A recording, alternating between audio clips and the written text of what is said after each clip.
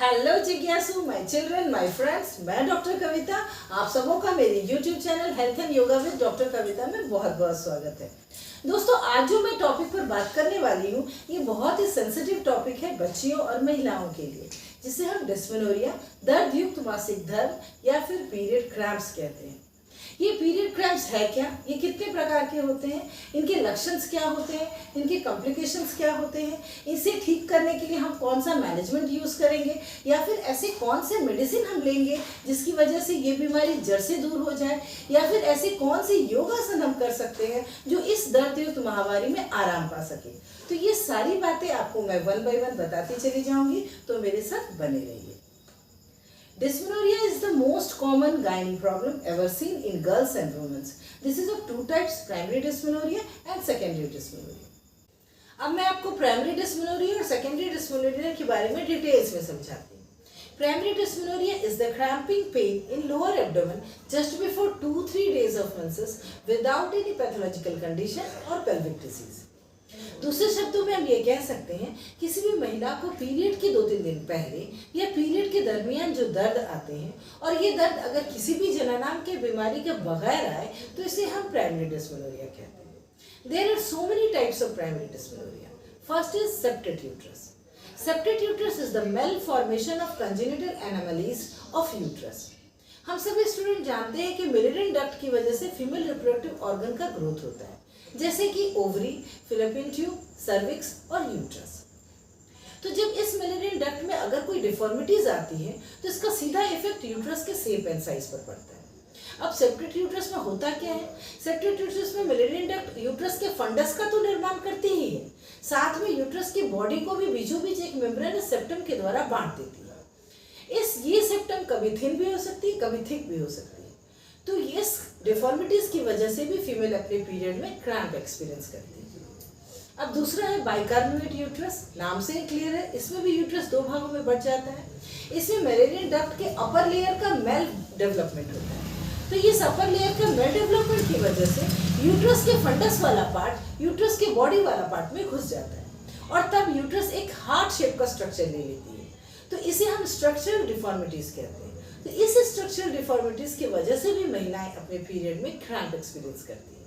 अब तीसरा है यूट्राइन हाइपोप्लेजिया। यूट्राइन हाइपोप्लेजिया मतलब incomplete development of uterine tissue, मतलब ओवरी की टिश्यू का अच्छे से ग्रोथ नहीं हो पाता, जिसकी वजह से एस्ट्रोजन प्रोजेस्टेरोन हार्मोन का सिक्रेशन डिस्टर्ब होने लगता है और इसका सीधा इफेक्ट मेंस्ट्रुएशन साइकिल पर पड़ता है, अतः फीमेल डिस्मेनोरिया का शिकार होती है। उसके बाद चौथा है कंजेशन ऑफ सर्वाइकल कैनाल। इसमें क्या होता है? इसमें सर्वाइकल कैनाल के जो वेन्स होते हैं वो इनलार्ज होकर ट्विस्ट होने लगते हैं, जिसकी वजह से ब्लड फ्लो ऑब्स्ट्रक्ट होने लगता है और तब एंडोमेट्रियम टिश्यू जो होते हैं वो थिक हो जाते हैं और जिसकी वजह से सर्वाइकल कैनाल नैरो हो जाती है और तब ब्लड फ्लो के ऑब्स्ट्रक्शन की वजह से भी फीमेल डिस्मेनोरिया का शिकार होती है।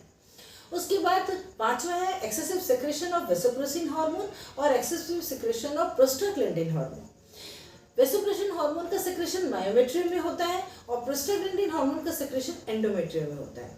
तो जब वेसोप्रेसिन हार्मोन का सिक्रेशन मायोमेट्रियम में ज़्यादा होने लगता है तब वहाँ कॉन्ट्रैक्शन का प्रोसेस जल्दी जल्दी होने लगता है, जिसकी वजह से भी महिलाएं अपने पीरियड में क्रैम्प एक्सपीरियंस करती है।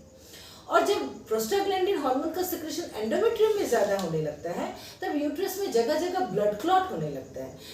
तो इस ब्लड फ्लो के ऑब्स्ट्रक्शन की वजह से भी महिलाएं अपने पीरियड में क्रैम्प एक्सपीरियंस करती है। इसके अलावा स्ट्रेस, टेंशन, एंजाइटी और डिप्रेशन की वजह से भी महिलाओं में हार्मोनल इम्बैलेंस आते हैं और इसकी वजह से महिलाएं दर्द युक्त मासिक धर्म की शिकार होती हैं। अब मैं आपको सेकेंडरी डिस्मेनोरिया के बारे में बताती हूँ।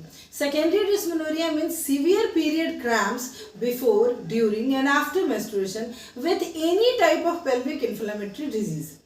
दूसरे शब्दों में हम कह सकते हैं कि जो माहवारी के पहले, माहवारी के दरमियान और माहवारी के बाद भी जो दर्द बनी रहे और ये दर्द अगर किसी न किसी जननांग के बीमारी के साथ हो तो उसे हम सेकेंडरी डिस्मेनोरिया कहते हैं, जैसे uterine fibroid, uterine cyst, endometriosis, adenomyosis etcetera. अब मैं आपको सेकेंडरी डिस्मेनोरिया के सारे टाइप्स के बारे में बताती हूँ।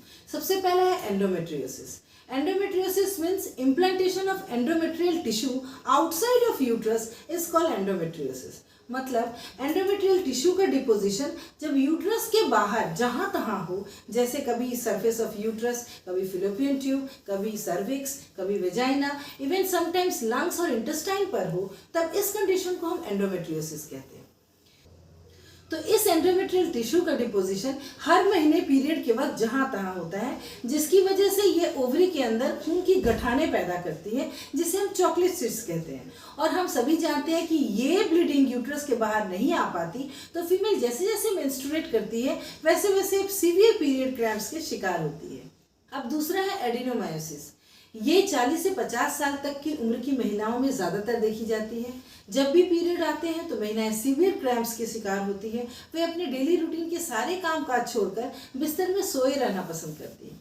इसमें एक्चुअली होता क्या है, इसमें यूट्रस के इनर लेयर एंडोमेट्रियम के यूट्रस के मिडिल लेयर मायोमेट्रियम, ये दोनों लेयर आपस में इस तरह से उलझ जाती हैं कि यूट्रस के एंडोमेट्रियम के छोटे छोटे आइलैंड यूट्रस के मायोमेट्रियम में बन जाते हैं। तो जब भी पीरियड्स आते हैं तो इस मायोमेट्रियम में एंडोमेट्रियल के जो आइलैंड बन जाते हैं, इस आइलैंड से भी ब्लीडिंग होती है। और ये ब्लीडिंग भी चूंकि यूट्रस से बाहर नहीं आ पाती, तो यूट्रस की मसल्स लेयर फूलकर मोटी हो जाती है, उसमें भी सूजन आ जाती है। तो इस वजह से भी महिलाएं अपने पीरियड के वक्त सीवियर क्रैम्प्स एक्सपीरियंस करती हैं। और इस एडिनोमायोसिस में कभी कभी महिलाएं इनफर्टिलिटी की भी शिकार हो जाती है, क्योंकि यूट्रस की मसल्स लेयर सूज जाते हैं। अब तीसरे नंबर पर है PCOD and PCOS. Nowadays this is the most common cause of secondary dysmenorrhea. What is PCOD and PCOS? PCOD means polycystic ovarian disease and PCOS means polycystic ovarian syndrome. PCOD is the condition which is developed by imbalance of male hormone or androgen hormone produced by ovary in females. इसमें कुछ female में ऐसा देखा जाता है कि जब ovary से एंड्रोजन हार्मोन और मेल हार्मोन का सिक्रेशन ज़्यादा होने लगता है, तो फीमेल के ओवरी में खून की छोटी छोटी गठाने पैदा हो जाती हैं, जिसे हम चॉकलेट सिस्ट कहते हैं। तो ये सिस्ट जब मल्टीपल फॉर्म में हो जाते हैं, मतलब एक दो से ज़्यादा हो जाते हैं, तो इस कंडीशन को हम पॉलीसिस्टिक ओवेरियन डिजीज कहते हैं। अब पीसीओएस क्या है? Poly means multiple and syndrome means group of symptom. It is the metabolic disorder. इसमें बेसिकली सारे सिम्टम एक साथ आते हैं। मेंस्ट्रुएशन डिलेड होते हैं, स्कैंटी होते हैं, ओव्यूलेशन में हेरफेर होता है, चेहरे और शरीर में अनचाहे बाल आते हैं और कभी कभी पूरे चेहरे पिंपल से भर जाते हैं। ये सारे लक्षण पीसीओडी के और पीसीओएस के हैं। ये पीसीओडी एंड पीसीओएस उन बच्चियों और महिलाओं को होते हैं जो चटपटे खाने लगातार खाती हैं, जो मोटी होती हैं और जो एक्सरसाइज बिल्कुल नहीं करती। So the bottom line of PCOD and PCOS is basically a lifestyle issues. So this modification of globally emerging problem has to be tackled by healthy, good lifestyle with balanced diet. अब चौथा है uterine fibroid. इसमें क्या होता है? इसमें uterus के अंदर या फिर यूट्रस के आसपास वाली जगहों में ट्यूमर से बन जाते हैं, जिसे हम यूट्राइन ट्यूमर यानी फाइब्रॉइड कहते हैं। ये ट्यूमर एक या एक से अधिक अंगूर के गुच्छे की तरह भी हो सकते हैं। तो इसमें होता क्या है, हर पीरियड के समय में जैसे फीमेल मेंस्ट्रुएट करती है, तो ये फाइब्रॉइड बड़े होकर इनलार्ज हो जाते हैं और इसकी वजह से सीवियर ब्लीडिंग होती है और तब फीमेल सीवियर क्रैम्प्स की शिकार होती है। Last one is number 5, unequal leg length. किसी किसी महिला में देखी जाती है कि उसके दोनों पैर की लंबाई समान नहीं होती, थोड़ी छोटी बड़ी होती है। इसे स्ट्रक्चरल डिफॉर्मिटीज कहते हैं। तो इस स्ट्रक्चरल डिफॉर्मिटीज की वजह से ऑटोमेटिकली उसकी पेल्विस यानी पेल्विक गर्डल थोड़ी टिल्ड होती है। इसकी वजह से भी महिलाएं डिस्मेनोरिया की शिकार होती है।